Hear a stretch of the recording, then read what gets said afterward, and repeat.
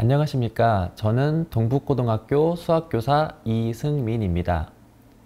이번 시간에는 수학과의 최소 성취 수준 보장 지도와 관련하여 알아보겠는데요. 먼저 1차 시에는 최소 성취 수준 진술 및 문항 개발 사례와 2차 시에는 최소 성취 수준 보장 지도 사례를 나누어 알아보도록 하겠습니다.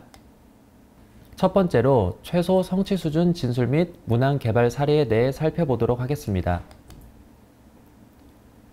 최소 성취 수준과 관련한 개념에 들어가기 앞서 고교 학점제의 개념과 최소 성취 수준의 개념에 대해 알아보도록 하겠습니다. 먼저 고교 학점제는 많은 선생님들께서 알고 있듯 학생이 기본 소양과 기본 학력을 바탕으로 진로와 적성에 따라 과목을 선택하고 이수 기준에 도달한 과목에 대해 학점을 취득, 누적하여 졸업하는 제도입니다. 고교 학점제의 운영의 중점은 학생의 수요에 따라 다양한 선택 과목을 개설하고 내실 있는 진로 학업 설계 지도를 통하여 학생의 선택권을 보장하는 것이 가장 중요합니다. 이미 많은 학교에서는 학생의 수요와 학교의 특징에 따라 다양한 교과목을 편성하고 내실 있는 진로 학업 설계 지도를 통하여 학생에게 최대한의 선택권을 보장하고 있으리라 생각이 듭니다. 하지만 많은 학교에서 그리고 선생님들께서는 고교 학점제는 다양한 교과목을 편제하고 학생에게 선택권을 보장하는 것에서 마무리되는 것이라 생각하시는데, 고교 학점제의 정의에서 보았듯이 이수 기준에 도달한 과목에 대해 학점을 취득하고 누적하여 졸업할 수 있도록 노력이 필요합니다. 즉, 학생 한 명 한 명이 모든 교과에서 성공적으로 이수할 수 있도록 지속적인 관심과 지원이 필요합니다. 2025년부터 시행되는 과목 이수 기준은 무엇일까요? 화면에서 보시듯 과목 이수 기준은 과목 출석률과 학업 성취율 모두를 충족해야 합니다. 과목 출석률은 수업 횟수 3분의 2 이상 출석했을 때 충족할 수 있으며, 학업 성취율은 학업 성취율 40% 이상 도달을 충족해야 합니다. 이러한 기준을 모두 충족하였을 때 학점을 취득한 것으로 간주합니다. 그리고 2015 개정 교육과정 총론 부분 개정 사항을 살펴보면 학교는 과목별 최소 성취 수준을 보장하기 위해 학교의 여건 등을 고려하여 다양한 방식으로 예방 보충 지도를 실시하여야 한다라고 명시하고 있습니다. 즉, 2023년부터 반드시 최소 성취 수준 예방 보충 지도를 실시하여야 합니다. 그렇다면 최소 성취 수준은 무엇일까요? 최소 성취 수준은 각 과목의 교수 학습이 끝났을 때 학생들이 성취하기를 기대하는 지식, 기능, 태도에 최소한으로 도달한 정도를 의미합니다. 2025년부터 전면 도입되는 고교 학점제에서는 과목별로 학업 성취율 40% 미만일 경우 최소 성취 수준에 미도달하여 해당 과목을 미이수한 것으로 간주합니다. 고교 학점제 종합 추진계획에서 발표한 내용을 살펴보면 현행은 성취율에 따라 A, B, C, D, E로 나누어 성취도를 평가하지만 2025년 이후에는 40% 미만을 I로 표기하고 40% 미만을 미이수 처리하도록 되어 있습니다. 2025년에 전과목 미이수 도입에 대비하여 2023년, 2024년에는 1학년 공통과목 국어, 영어, 수학 과목에 대해 최소 성취 수준 보장 지도를 실시하게 되며, 많은 학교와 선생님들께서는 이에 대비하여 다양한 준비를 하고 계실 거라 생각이 듭니다. 저는 2018년부터 현재까지 고교학점제 연구학교를 운영하면서 2019년도부터는 최소 성취 수준 보장 지도와 관련한 다양한 프로그램을 연구하였고 학생들을 지도하였으며, 운영하며 어려웠던 점, 특히 수학과를 중심으로 오늘 이 시간을 통해 선생님들과 함께 나누고자 합니다. 먼저 첫 번째로 최소 성취 수준 진술 및 문항 개발의 중요성에 대해 알아보고자 합니다. 일단 어느 학생이 해당 과목의 최소 성취 수준에 도달하지 못했는지를 알기 위해서는 평가를 거쳐야 합니다. 평가를 통해 학생을 선발하고 지도하는 과정을 거치게 되는데 어떠한 평가 도구를 사용하며 최소 성취 수준 미도달 예상 학생 또는 실제 최소 성취 수준 미도달 학생을 선발하는 것이 가장 합리적일지에 대한 고민이 있으실 것입니다. 실제로 최소 성취 수준 보장 지도는 평가 문항을 개발하는 것에서 출발한다고 볼 수 있습니다. 최소 성취 수준 보장 지도를 4년간 운영하면서 학생의 선발 과정에서 다양한 평가 도구를 활용해 보았으며 각 평가 도구에 따른 장점과 단점을 공유드리고자 합니다. 최소 성취 수준 보장 지도를 실시하고자 하였을 때 전국적으로 소수의 학교만이 최소 성취 수준 보장 지도를 실시하고 있었기에 다양한 정보를 공유할 수 있는 기회가 없었습니다. 저희 학교는 2019년도에 처음 운영을 실시하였을 때 3월 모의고사 점수를 기준으로 일정 등급 이하는 최소 성취 수준 미도달 예상 학생으로 판정하고 지도를 실시하였습니다. 또한 다음 해인 2020년에는 중간고사 점수 기준으로 8등급과 9등급 대상 학생을 선정하여 최소 성취 수준 예방 지도를 실시하였고 2021년에는 중졸학력 검정고시 문제지를 활용하여 학생을 선발하였습니다. 제가 3년간 매년 다른 방법을 활용하여 학생을 선발한 이유에 대해서는 자세히 하나씩 설명을 드리겠습니다. 최소 성취 수준 보장 지도의 첫 해인 2019년에는 3월 모의고사 평가 결과를 통해 학생을 선발하였습니다. 모의고사 100분위 기준 40% 미만, 즉 5등급 이하의 학생을 최소 성취 수준 미도달 예상 학생으로 선발하여 하였습니다. 이렇게 선정된 학생을 모두 지도하여 성취 수준을 끌어올리는 것이 올바른 방향이나 한정된 예산의 문제, 지도 인력의 문제 등 다양한 어려움이 존재하여 참여 의지가 있는 학생의 담임교사의 추천을 받았습니다. 1년 동안 운영을 하면서 많은 의문점이 존재하였습니다. 5등급 이하의 학생을 모두 미도달 예상으로 선발한 것이 과연 옳은 기준일까? 라는 의문이 생겼으며 그렇다면 기준을 어느 정도로 잡아야 1학년 수학 과목의 최소 성취 수준 미도달 예상으로 볼 수 있을까? 라는 고민이 생겼습니다. 그 이유는 실제로 모의고사 기준으로 최소 성취 수준 미도달 예상 학생을 선발한 학생이 1학기 중간고사에서 생각보다 높은 점수를 취득한 사례가 많이 발생했기 때문입니다. 3월 모의고사 문항은 최소 성취 수준 미도달 예상 학생을 선발하는데 합리적인 문항으로 구성되어 있을까? 그리고 3월 모의고사 출제 범위는 중학교 내용으로 구성되어 있어 중학교 내용에 대한 미도달이 고등학교 1학년 미도달을 예상할 수 있을까? 라는 질문에 계속 스스로에게 던져보았습니다. 스스로에 대한 질문과 많은 고민을 안고 2019년도 말에 최소 성취 수준 미도달 예상 학생 선발에 다른 도구를 활용해보자는 의견이 나오기 시작하였습니다. 더불어 2020년에는 코로나19의 영향으로 학년 초에 실시하는 모의고사가 온라인으로 실시되거나 대부분 응시하지 않았기 때문에 다른 평가 도구가 필요했던 시점이었습니다. 학교 구성원들과의 회의 끝에 4월 말에 실시하는 중간고사 평가 결과를 활용하여 최소 성취 수준 미도달 예상 학생을 선발하기로 하였습니다. 처음 계획으로는 중간고사 40점 미만의 학생을 모두 성취 수준 미도달 예상 학생으로 선발하여 지도하려 하였으나 1학년 500명의 학생 중에서 100여 명의 학생이 대상자로 선정되어 계획을 8등급과 9등급에 해당하는 학생으로 변경하여 약 55명의 학생을 대상자로 선발하였습니다.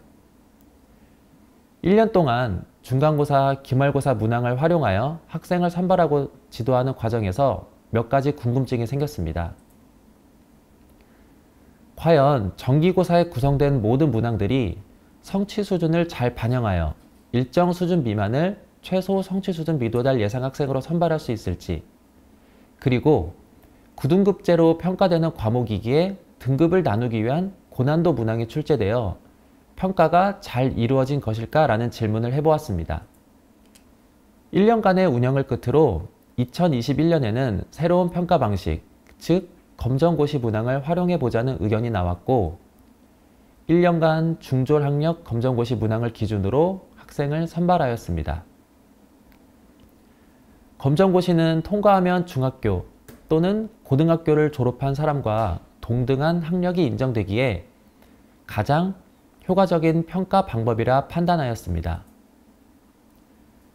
하지만 검정고시 문항을 전교생 대상으로 실시할 수 없었기 때문에 1학년 담임교사의 상담을 통해 수학교과에서 미도달이 예상되어지는 학생을 대상으로 시험을 실시하였습니다.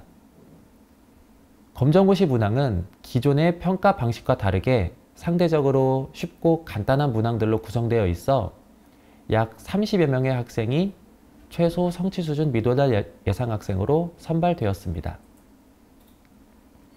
하지만 이러한 평가를 통한 선발에도 여러 의문이 생겼습니다. 중학교 내용으로 구성되어 있는 평가 문항을 통해 고등학교 1학년 과목의 미도달 예상 학생으로 선발하는데 문제점은 없을까? 즉, 이전 학년에 학습한 개념에 미도달하였다고 해서 현재 학습하게 될 과목의 최소 성취 수준 미도달을 예상할 수 있을까라는 고민을 하였습니다. 이러한 여러 평가 방식을 활용하여 적용해보고 지도하는 과정에서 많은 고민이 있던 찰나에 2020년 초에 교육부에서 개발된 최소 성취 수준 보장 지도 운영 매뉴얼을 접하게 되었습니다. 지역 및 학교마다 학생의 수준과 상황이 모두 다르기에 학교 상황에 맞는 문항 개발이 필요하다는 것을 깨닫고 매뉴얼을 차근히 살펴보았습니다. 매뉴얼에는 최소 성취 수준 미도달 예상 학생 선발에 도움을 줄 수 있도록 최소 성취 수준 보장 지도 진술문을 개발하였으며 개발된 진술문을 근거로 수업 및 평가 예시 자료 역시 개발하여 안내하고 있습니다. 개발된 자료를 활용하여 최소 성취 수준 미도달 예상 학생을 판단하면 좋을 것으로 생각하여 매뉴얼에 있는 최소 성취 수준 진술문을 근거로 문항을 재구성하거나 교육부에서 개발한 자료를 그대로 활용하여 평가에 활용하였습니다. 이와 관련하여 진술문부터 문항 개발까지 살펴보도록 하겠습니다. 최소 성취 수준 진술문은 단원, 영역, 핵심 개념, 일반적 특성, 일반적 특성에 따른 하위 항목, 수행활동 판단 근거 이렇게 총 4영역으로 나누어져 있습니다. 첫 번째로 단원, 영역, 핵심 개념은 과목의 최소 성취 수준 진술문의 개발 단위를 결정하며 최소 성취 수준의 진술문은 현행 2015 개정 교육과정 평가 기준에 단원, 영역별 성취 수준 개발 단위를 준용하여 구성되어 있습니다. 다음으로는 최소 성취 수준 진술문의 두 번째, 일반적 특성은 2015 개정 교육과정 평가 기준에서 단원 또는 영역에 포함된 성취 기준의 평가 기준, 하 수준과 단원 영역별 성취 수준의 이 수준을 재검토하여 최소 성취 수준을 도달한 학생의 일반적 특성으로 적합한지 살피고 필요시 새롭게 진술하도록 구성되어 있습니다. 세 번째로 일반적 특성에 따른 하위 항목은 새로 설정한 일반적 특성의 진술문을 하위 항목으로 나눈 것으로 일반적 특성의 진술문이 포괄적이어서 교사가 이를 통해 학생의 성취 수준을 판단하기 어려우므로 하위 항목으로 나누어 그 판단 근거를 제공하며 하위 항목으로 나누는 기준은 과목별 특성을 반영하여 정하며 단원, 영역에 포함된 핵심 개념 성취 기준을 내용을 중심으로 구성해야 합니다. 마지막으로 수행활동 판단 근거는 최소 성취 수준의 능력을 지닌 학생들이 보여줄 만한 전형적인 모습을 가급적 구체적인 양상으로 진술함으로써 교사가 이를 통해 그 수준의 차이를 판단할 수 있도록 하며 세분화된 하위 항목 특성별로 최소한의 성취 여부를 판단할 수 있는 수행활동 판단 근거를 구체화하여 제시하고 있습니다. 수행활동 판단 근거는 학교가 위치한 지역, 학교 유형, 즉 일반고, 특목고에 따라 그리고 학생 특성에 따라 유연하게 수정이 가능합니다.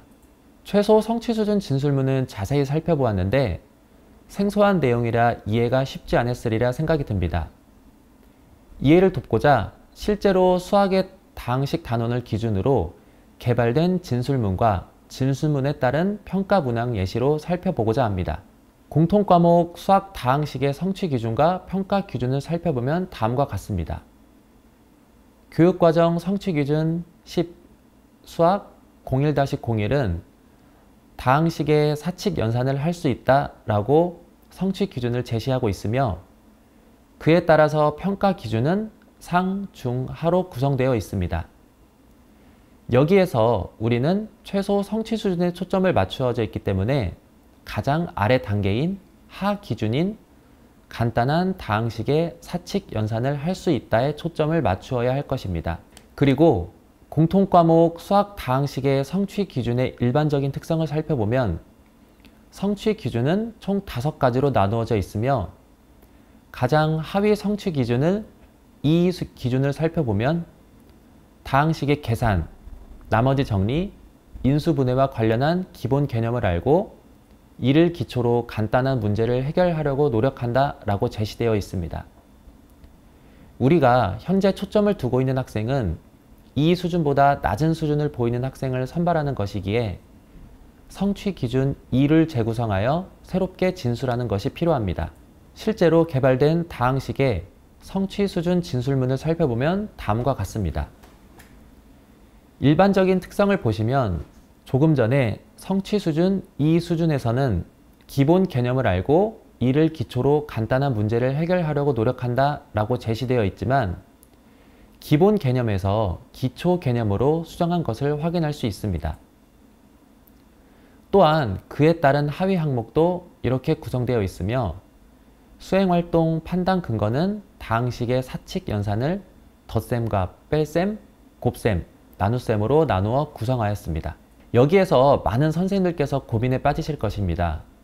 그 이유는 다항식의 사칙 연산을 모두 할 수 있는 학생을 기준으로 최소 성취 수준 이상 학생으로 선발해야 한다면 한 학급에 엄청나게 많은 학생이 미도달 예상 학생으로 선정될 것입니다. 한번 교실을 돌이켜보면 다항식의 나눗셈을 못하는 학생들의 수가 상당하기 때문입니다. 이러한 이유로 제시된 수행활동 판단 근거를 학교 상황에 맞게 수정하여 사용하는 것이 필요합니다. 어떤 학교에서는 다항식의 사칙 연산 중 덧셈과 뺄셈을 완벽히 수행하였다면 최소 성취 수준에 도달한 것으로 평가할 수 있을 것이며 학교 상황에 따라 나눗셈까지 그리고 인수분해 공식까지를 최소 성취 수준 도달 기준으로 평가할 수 있을 것입니다. 가장 기초인 다항식의 덧셈과 뺄셈을 최소 성취 수준 도달 기준으로 판단하였다면 이에 따른 평가 문항을 개발할 수 있으며 평가를 통해 학생을 선발하면 됩니다. 교육부에서 연구한 최소 성취 수준 보장 지도 매뉴얼을 보시면 각 수행활동 판단 근거별로 문항을 모두 구성하여 제공하고 있습니다. 그 예를 보시면 다음과 같습니다. 저의 경우에는 최소 성취 수준 진술문을 통해 개발된 문항을 그대로 활용하기도 하였지만 학교 상황에 맞게 재구성하여 사용했던 사례도 있습니다. 이를 간단히 소개드리자면 조금 전에 보여드렸던 간단한 다항식의 덧셈과 뺄셈을 할 수 있다는 수행활동에 대해서 이렇게 재구성해 보았습니다. 왼쪽은 교육부에서 개발한 자료이며 오른쪽은 제가 해당 내용을 근거로 재구성한 문항입니다. 교육부에서 개발한 문항을 살펴보면 1차 다항식의 덧셈과 뺄셈이 존재하지 않아 저는 1차 다항식의 덧셈과 뺄셈을 추가시켜 보았으며 동료한끼리의 계산을 할 수 있는지 평가하고자 문항을 새롭게 구성하였습니다. 두 번째 개발 사례는 다항식의 사칙 연산 중 곱셈, 즉 분배 법칙을 이용하여 간단한 다항식의 곱셈을 할 수 있다는 수행활동을 재구성한 사례입니다. 왼쪽은 교육부에서 개발한 평가 예시 자료이며 해당 문항을 그대로 활용하여 미도달 예상 학생을 선발할 수 있지만 오른쪽 내용에서 볼 수 있듯이 다항식의 곱셈도 조금의 수정을 해보았습니다.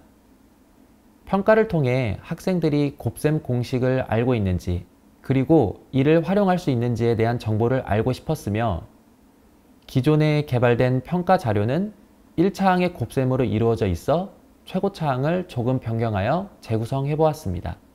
마지막으로 한 가지 사례를 더 살펴보도록 하겠습니다.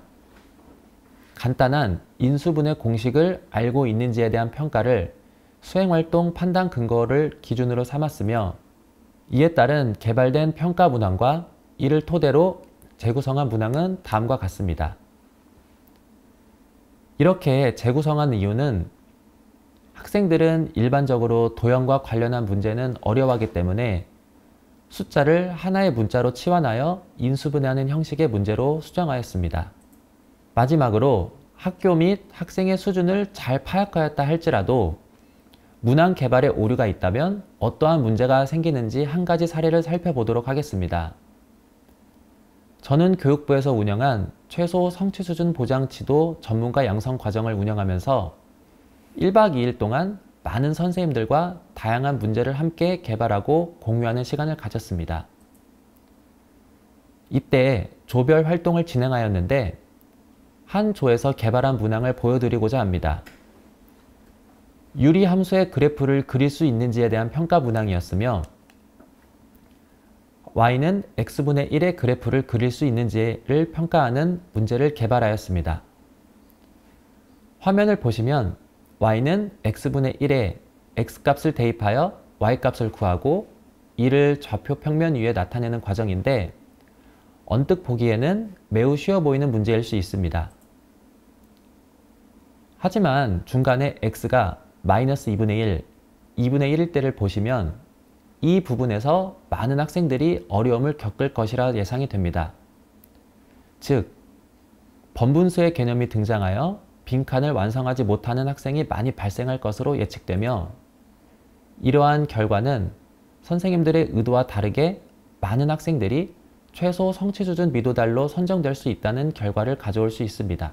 이렇듯 학생 수준에 따른 평가 문항의 개발은 매우 중요하다는 점을 다시 한번 말씀드리며, 이러한 문항이 언제, 어떻게 쓰이는지 마지막으로 살펴보도록 하겠습니다. 최소 성취 수준 진술문에 근거한 평가 자료를 개발하여 다양한 상황에서 활용할 수 있습니다. 첫 번째로 학기 중에 진행되는 최소 성취 수준 예방 지도 프로그램의 대상자를 선정하기 위해, 두 번째로 학기 말에 최종적으로 과목의 최소 성취 수준 미도달 학생을 선발하기 위해, 그리고 경우에 따라서 정기고사에 포함하여 최소 성취 수준 미도달 학생 선발에 활용할 수 있습니다.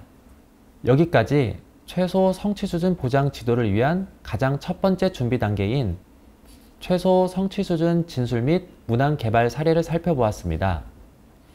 바로 이어서 다음 차시에는 평가 도구가 결정되었다면 어떤 방법을 통해 학생들을 지도하였는지, 최소 성취 수준 보장 지도 사례를 선생님들과 함께 나누는 시간을 갖도록 하겠습니다.